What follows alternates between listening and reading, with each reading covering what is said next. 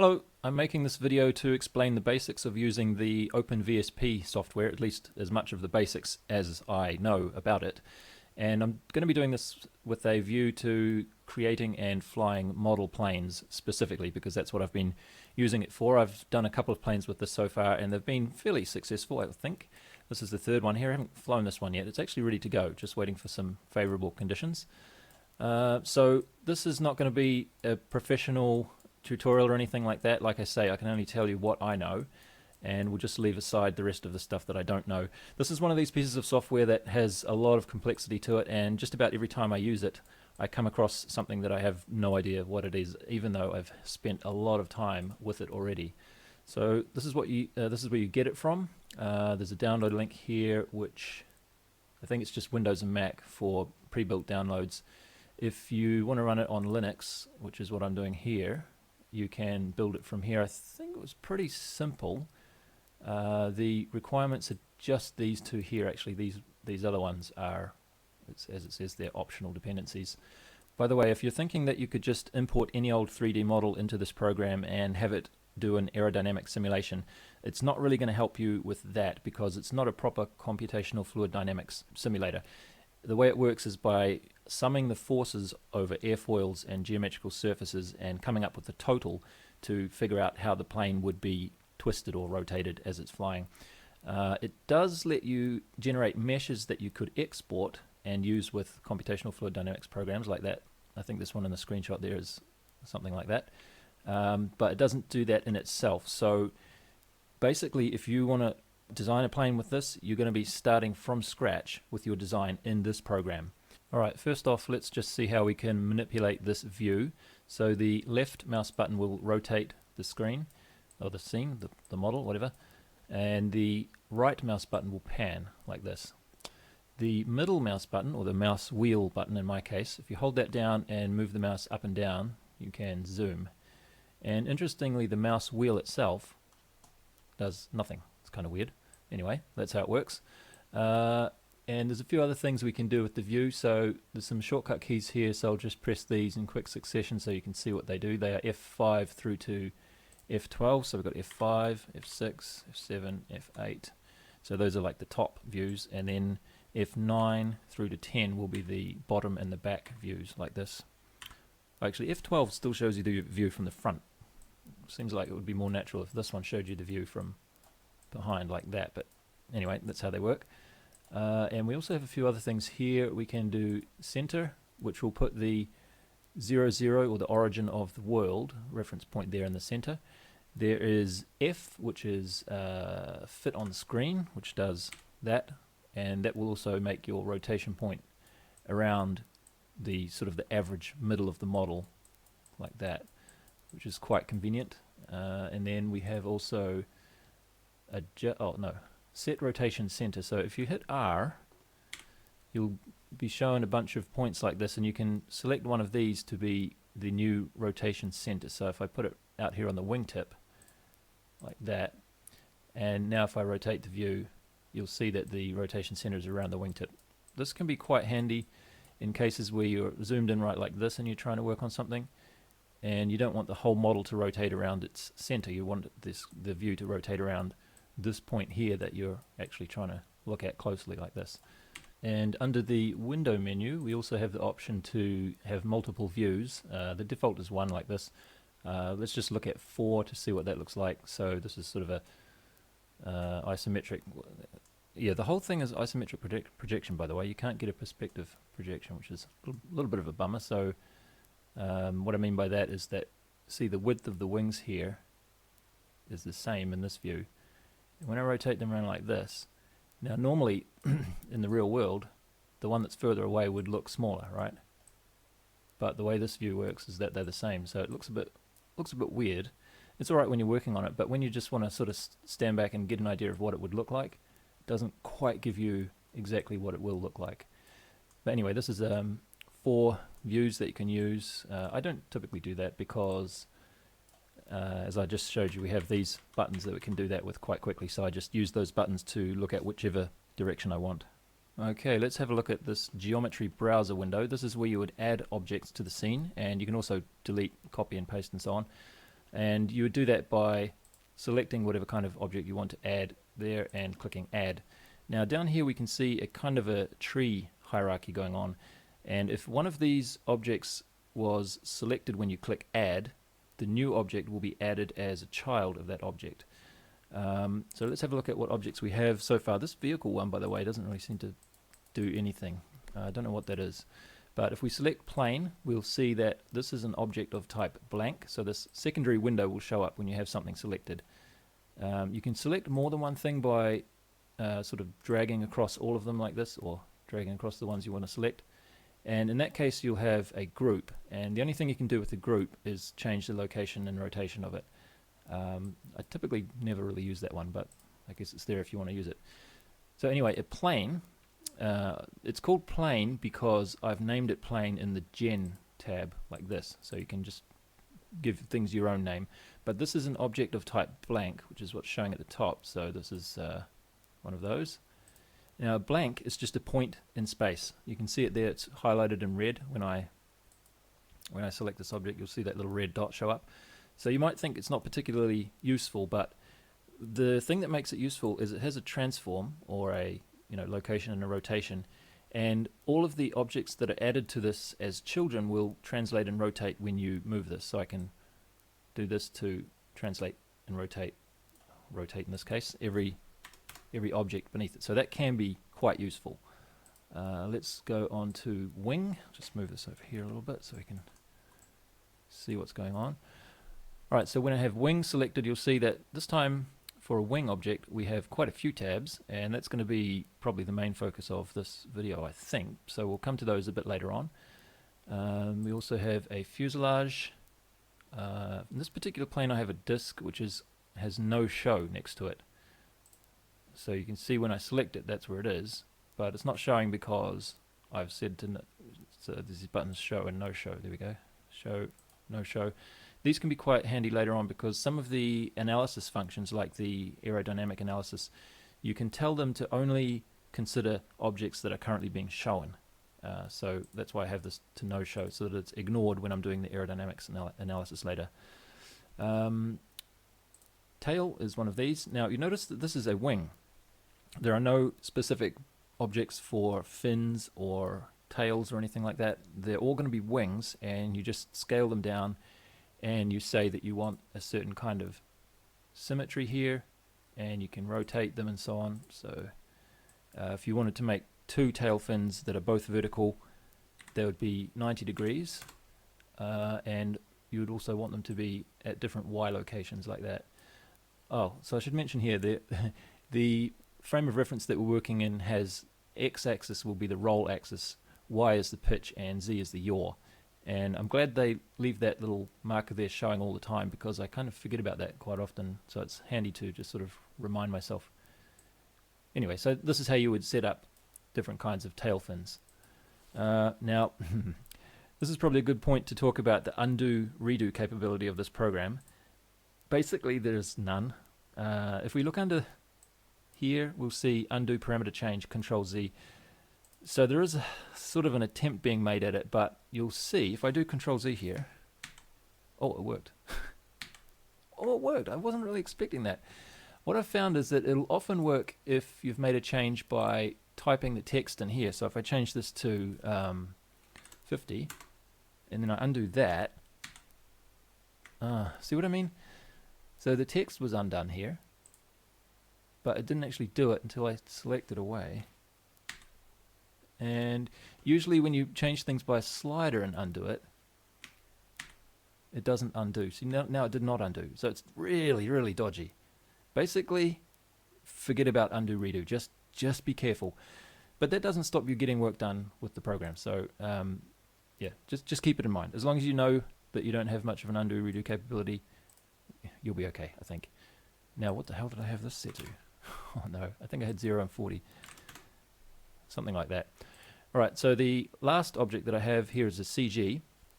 Now this is again a blank, and this is that point there, and the only reason this exists is just so that I can look at this point here and just sort of visualize how that might be when I have my hands holding under the wing to balance the CG. This is sort of where it's going to be. It doesn't have any functionality whatsoever. Alright, so we have a few more buttons over here called surface, or under the surface category. And if I just select the wing here to have a look at that, and currently I have shade selected, which is what's making it grey with sort of a smoothly shaded lit. It's actually lit. If we look at it from the bottom, we'll see it's a bit darker under there. So we're using some 3D lighting to see the surface. We can also look at this in wireframes so we can see through it. And there's one called hidden, which shows you wireframe, but it's opaque, so you only see the top. And in various situations, all of these visualization methods can be useful. Texture, I suppose you can put an image file on there and look at a texture. I've never tried that. None will show you no surface, but it does show you the defining airfoils along the way. I haven't actually used that one much either. So usually I have it either on shade or hidden. Okay, so I think that covers the geometry browser. Okay, I've made a new scene so that we can look at some of those object properties in a bit more detail. So let's add a wing, and we'll start by going from left to right through all of these tabs, I think. So in the Gen tab, you can set the name, which I often do. You can change the color of it here if you want. I don't think I ever really touch anything else in here, so I'll just move on to the next tab.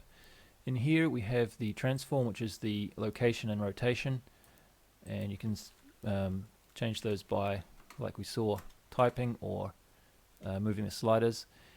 Now in the symmetry select section, you'll see that we have XZ symmetry turned on by default, so these little yellow buttons, a little marker in there shows you that that is enabled. And you just click that to turn it off and on. And you can see when I turn it off that this side of the wing here is the foundation or the base of this wing that we are working with. So when I do rotation, for example, Z rotation is going to rotate that. And if I put it out there and turn the symmetry back on again, you'll see that we've split it apart. So if things look a bit odd, remember that this rotation is not rotating the whole wing. It's rotating just that foundation piece, the single, like the one half side of the wing, like that. That's what you're actually working with, okay? So I'll just put that back like that. You can get other symmetries too. So XZ is probably what you want in most cases, and I think you always want that one. You can also have Y, no, don't really want that one. XY.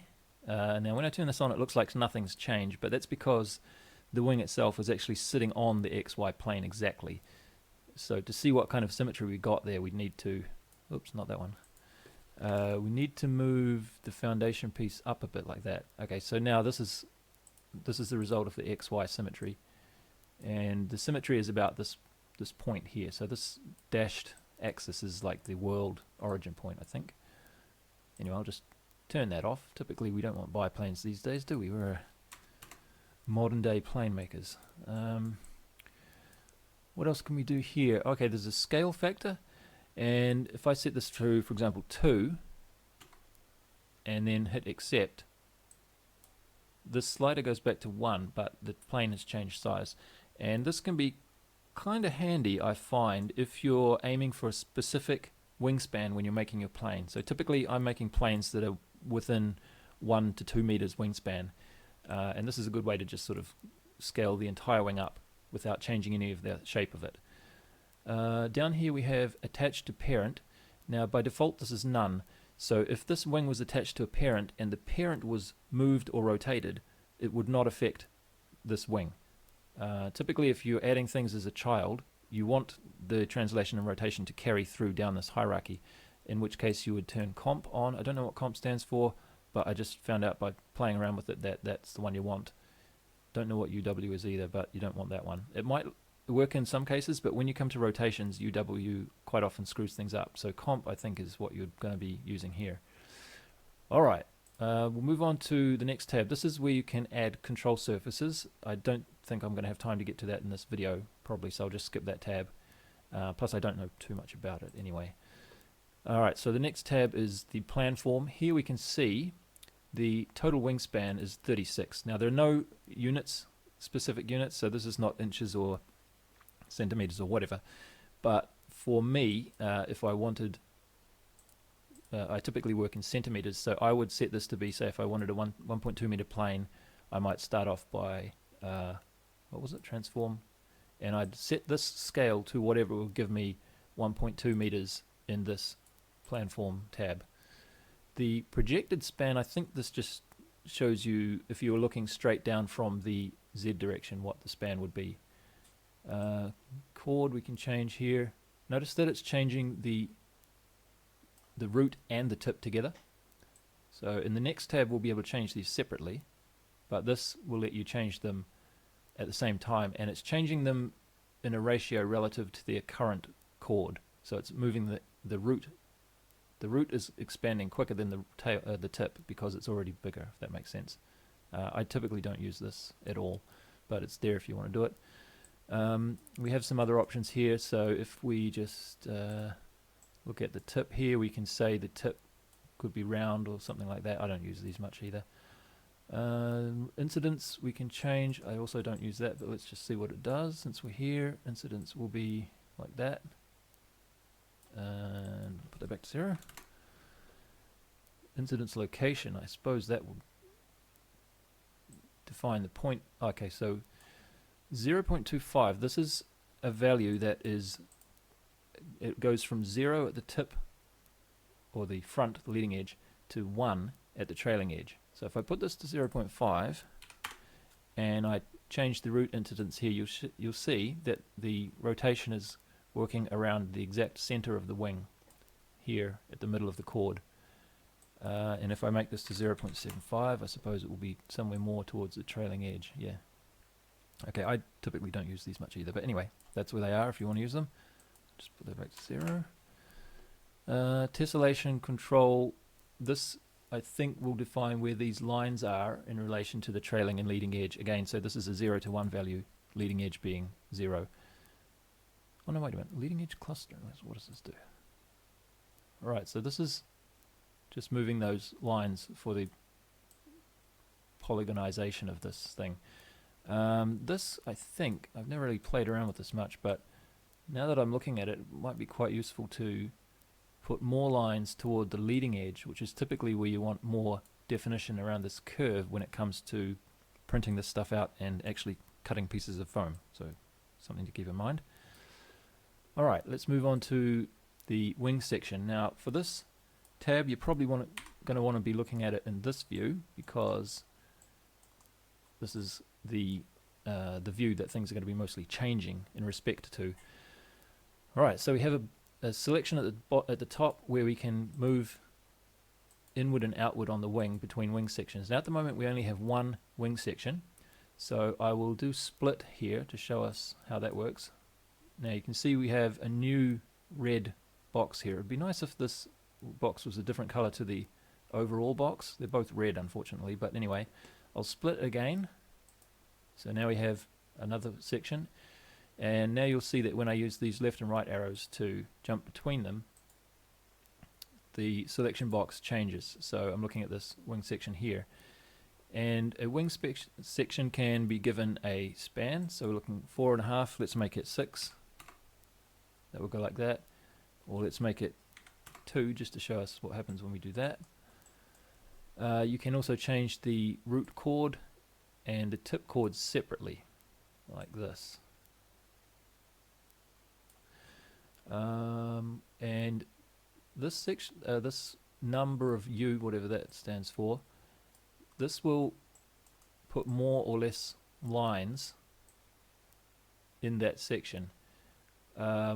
I would suggest not to have too many lines per section until you're ready to export this model to Blender or to CAD or whatever you're going to use to actually make it.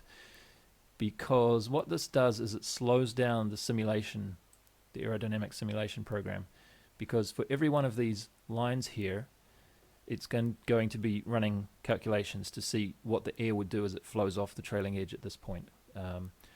So I would keep this to,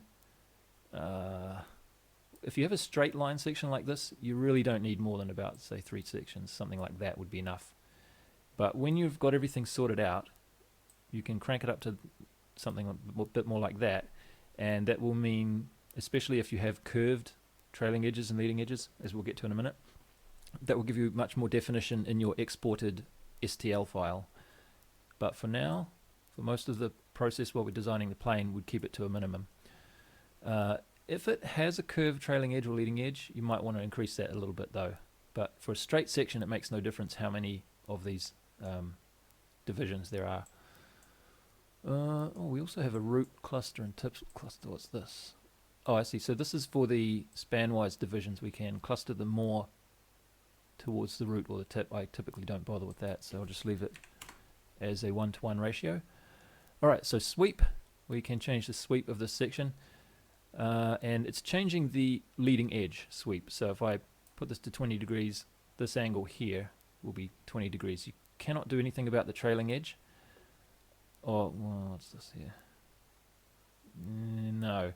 One thing I find a little bit annoying, for me, I like to make the trailing edge perfectly straight.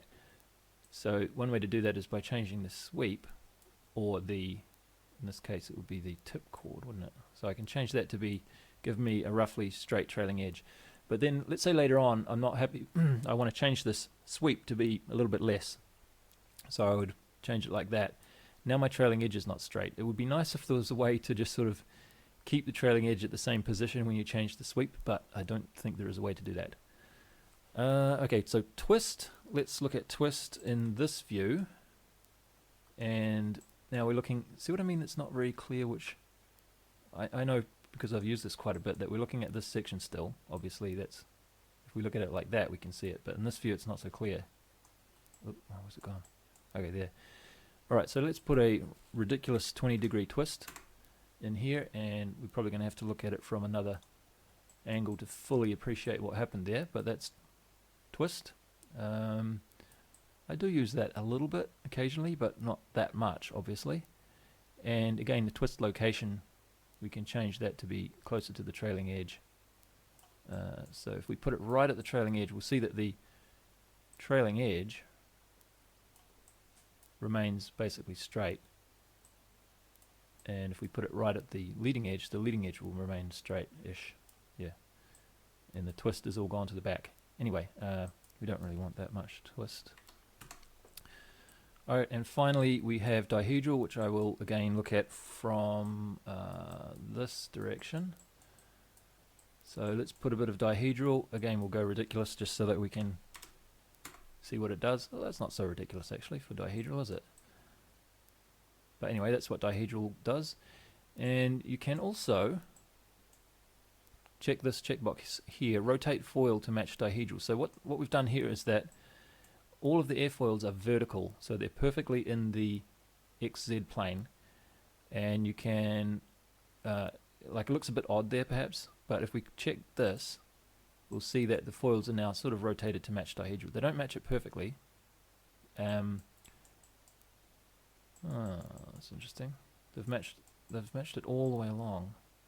No, this one's still vertical. It looks like they're gradually rotating as they come towards this dihedral section perhaps. But I would caution against that if you're going to be exporting this to STL to Blender or something to actually make a plane with. That is going to really mess things up. So just keep them straight up and down vertical. If you're making this plane from slices, that is, which is what I've been doing. Anyway, this wing looks a bit weird now, doesn't it? Anyway, let's move on to airfoil. I will turn it to wire here so that we can see exactly what's going on, and I might just turn off the symmetry as well so that we can get a better look at what exactly is happening. Now, when we're in this tab, you'll see that one of the airfoils, oops, hang on, go back to that tab, airfoil. One of the airfoils is highlighted in red. Again, this is a bit hard to see. It would be great if it was a different color. But this is the root airfoil, and like we did with the section tab, we can step in and out by using these arrows at the top. So now I'm looking at this one, and if I go out again, it will move around like that. So let's look at, I think we'll look at this tip airfoil, which is going to be 3. These double arrows will jump 10 sections, by the way, if you use those. So let's Let's have a look at this. Let's get it into a place where we can see it a bit better. Here we go. Alright, let's just go with this. Alright, so the default airfoil is NACA 0010, which means that it has a thickness to chord ratio of 10%, like that, which we can change to, say, 20% will be double the thickness, or 5% will be even thinner. It has a no camber, but we can increase the camber if we want to, like that, up to maximum of, whoops, oh, it doesn't want to do the maximum of 0.088. I'm not sure what sort of units this refers to, but anyway, it looks like 0.09. No, it doesn't want to do that. Anyway, you can see what the camber does. And then we have a camber location, which is again a number from 0 to 1, 0 being leading edge, 1 being trailing edge. So we can move the camber location around like that. We can also invert the airfoil, tip it upside down like that. And we can sharpen trailing edge. I mean, you can see the trailing edge changing a little bit, but I don't think it's going to make much difference when you're actually coming to make a model with it. We also have this thing called equal arc length parameterization, and what that's doing is they're not completely equal, but it's trying, I think what it's doing is trying to space out these divisions between these lines, these chordwise lines here, so that they're fairly equal. You don't want to do that when you do your final export, because you lose definition around the leading edge, which is where you want to have more closely spaced points to define that curve properly. So if you turn that off, you'll see these lines change quite dramatically. They'll all shift, or they'll shift so that there are a lot more of them right there around the trailing edge. So when you do your final export to STL, or whatever format you're using to actually make this plane somehow, you'd want to turn that off, turn this checkbox off. In fact, might as well just turn it off all the time. I think it doesn't really affect much. Anyway, so this is a 4 series airfoil. There are some other types of airfoil we can use too. There is a, 6 series. So 6 series, we have slightly different parameters. We have thickness to chord again, so that's thickness. By the way, when I'm moving things with sliders here, you can see there's a slight delay between the slider movement and the update that happens on the screen. If you increase the number of these divisions in the wingspan, like I was saying before, things will get really, really, really slow. So that's another reason why you don't want to increase this tessellation, or whatever you call it, until you're actually ready to export the plane at the end of the process. But as it is now, we can quite smoothly change this and see what it does. So we have thickness of the chord, and this time we have something called ideal coefficient of lift, I think that would be. So a coefficient of lift of 0 is where it's totally a symmetrical section like that. And if we increase the lift, we get more camber. We have something called A, which I don't know what that is, but you can see it's sort of moving the location of the camber, I guess. So anyway, there's a bunch of different airfoil parameterizations that you can use, or you can use a airfoil file, which is AF file. So if you have a specific airfoil that you want to use, you would select AF file, and then you would click read file, which will let you load a file from disk. And let me just look up a website where we can get those airfoils from. Here we go, airfoiltools.com. This is a pretty good website where you can sort of browse through them in alphabetical order. You can also generate them with the 4-digit and 6, is it 6-digit? Yeah, 6 series and 4 series or whatever. This is what we were looking at before, I think. And you can also, I've just searched for one that I happen to know exists, and this is a sort of a flying wing one which has a little bit of reflex in it. So I just searched for that there, and then you can download the file from here. If we look at that file, it's just a text file like that, and has the first line as a name, and then I think this is just the X and Y positions of that thing. So X, what would it be? One would be the leading edge, maybe? I'm not sure. Anyway, it's just a text file, and I have that ready to go here, so I will read file, and that's that one. So now when I've used that file, we can see that the airfoil we have is in there, and again we can play around with the thickness to chord ratio and stuff like that, and yeah, spend hours and hours running simulations to see how it performs basically. Okay, let's move on to blending. And for blending, we kind of want to go back to this view again. What has happened to my wing? Let's go back to turn the symmetry back on. Oh, this wing looks horrible, doesn't it? I'm just going to rearrange this so that the first wing section has a lot more sweep than the second one, just to show how the blending works. And then the third section is also going to have quite a bit more sweep. And I'm just going to try and blend this so that instead of having a sharp corner here and here, we're actually going to blend these in. So back to the blending tab. This one again works by highlighting one specific airfoil point, and I think it's highlighted that one there. So let me move in a bit. Yeah, this highlight could be better. You can see how it's highlighted that there. Not very clear though, is it? Anyway, so let's see what we can do with this blending thing.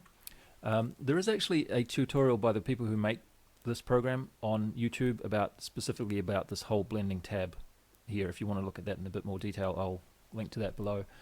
But just to give you a quick demonstration, what we can do here is we can say that, so we're looking at this point, or this piece of the wing at the airfoil there, and we're going to say how the outboard side should relate to the inboard side and vice versa. One thing we can do is just to say, well, the default is free, which means it just completely ignores whatever's on the other side of that point. We can also say that it should be a specific angle, so let's choose angles. So what we're editing here is the leading edge inboard piece. So this is leading edge inboard being closer to the center of the plane. So we're changing this little section of the front of the wing, and I'm going to say that the angle of that should be, it's 38 degrees now, let's make it 10 degrees. So that just happens to kind of line up with that one, doesn't it? Oh yeah, because that was a sweep of 10 degrees, that's why it lines up. So anyway, we've hard-coded, or we've explicitly set this to be 10 degrees here. That was perhaps not such a good one to do. Let's make it 20, 30, 40. Let's make it 40. Anyway, you can see that it doesn't remain selected. Anyway, you can see that I can set a specific angle for this piece of wing. Typically blending, we're not going to be doing that though. So instead of using angles, what I'll use is the outboard leading edge. I'm not sure what trap stands for, but I want to match this piece of wing to the outboard leading edge, which is that. So let me try that, outboard leading edge. Alright, yeah, this is going to set it to 10 degrees like we had before, so yeah, we got the same result. Let's put it back to free, and we'll do it the other way around so that we're changing the outboard leading edge, which is this piece, and we're going to match that up with the inboard leading edge. So this is outboard leading edge matched with inboard leading edge.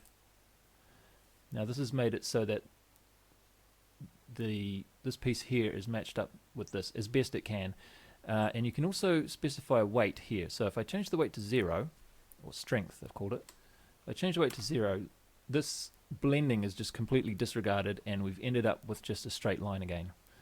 And if we increase this to say 0.1, you can see it, we can just sort of gradually bring that blending in a bit. 0.2, 0.3, 5.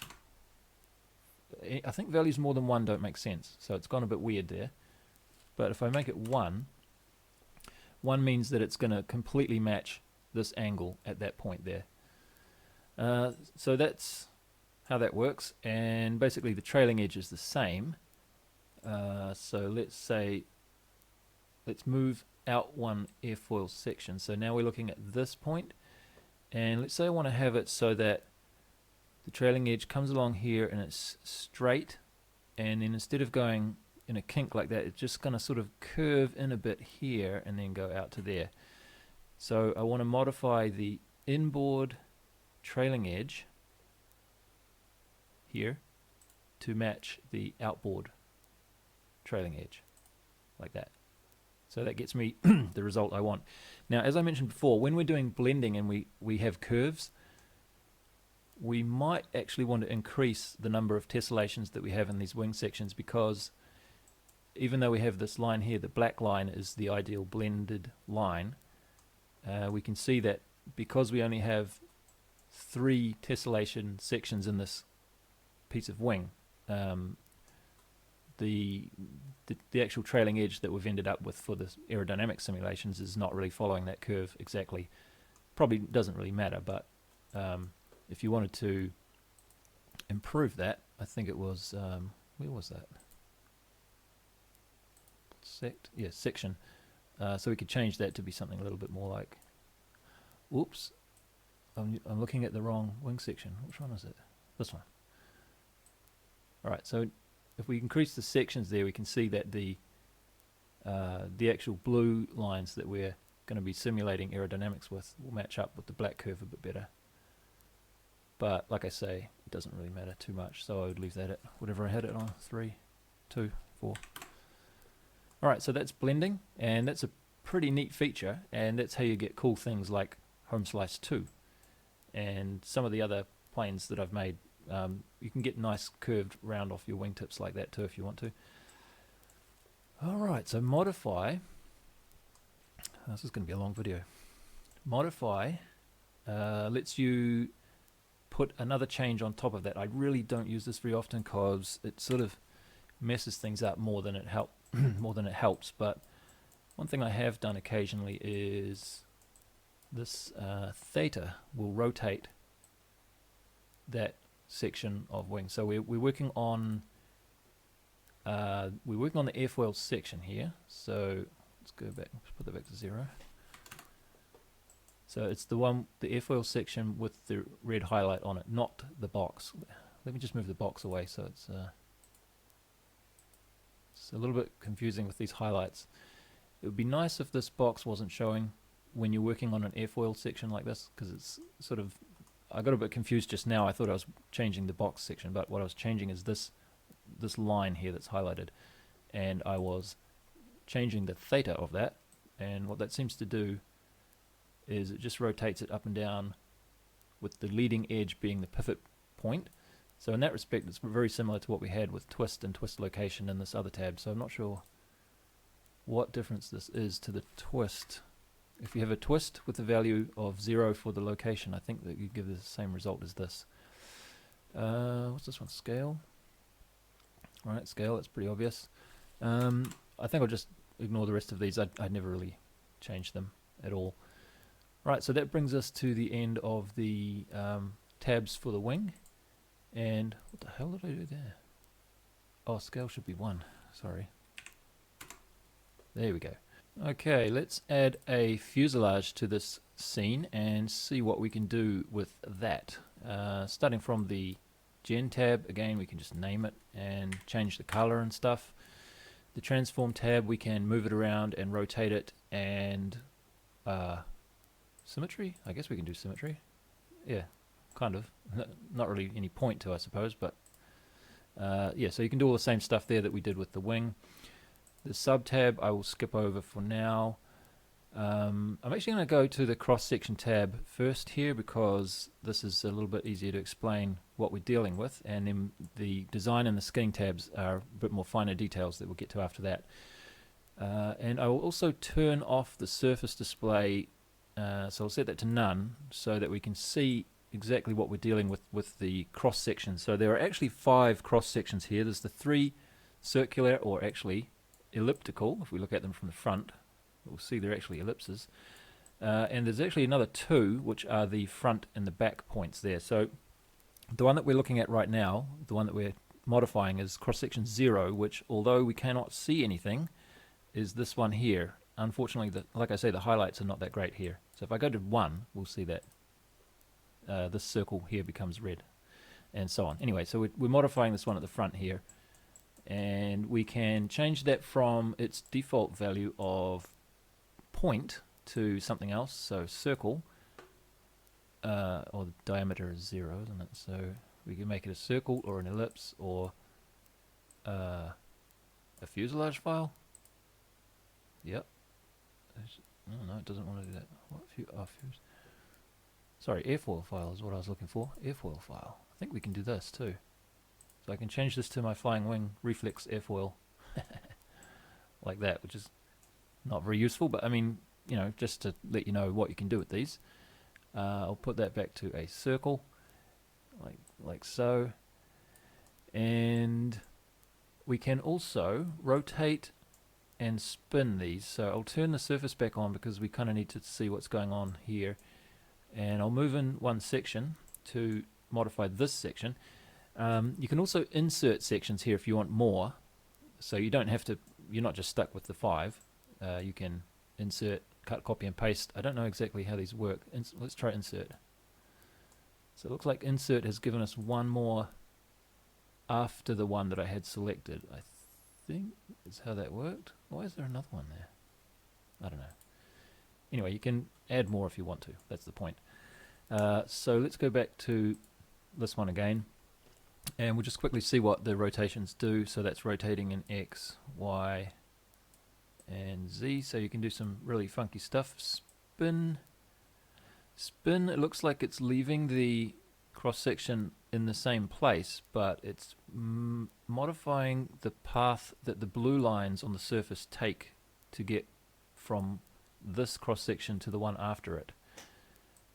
Anyway, I'll just set these all back to 0. So that's probably all we need to look at here. What's this one? Oh, of course, we can change the length of it as well.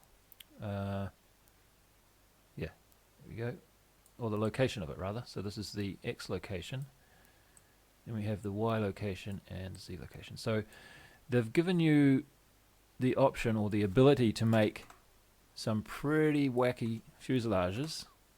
Why can't I get this back where it was? Is that where it was? Okay, yep. And to be honest, you're not even really going to use half of these features that they've made available, but I mean, just in the interests of making a video to show you what is possible, we just looked at them. So anyway, let's go on to the design tab, and there's not really too much to look at here, but there is this tip treatment one, and if the tip is a point, this doesn't really do anything. That's why I changed this tip to be a circle, and there's actually a hole. So there's no tip on here. We can see into the inside of the fuselage like that, which is what none means. And if we look at flat, we'll see that it's is it better to look at it like that? Yeah, let's look at it like that maybe. So that's flat tip, and we also have round, and we can change the length of it a little bit like that. Edge. Oh, I see. Okay. So again, this is probably something that you're probably not going to use that much. So let's move on to the skinning tab, and in order to really use the skinning tab properly, I'm going to have to make one of these cross sections wildly larger than the others, I think. So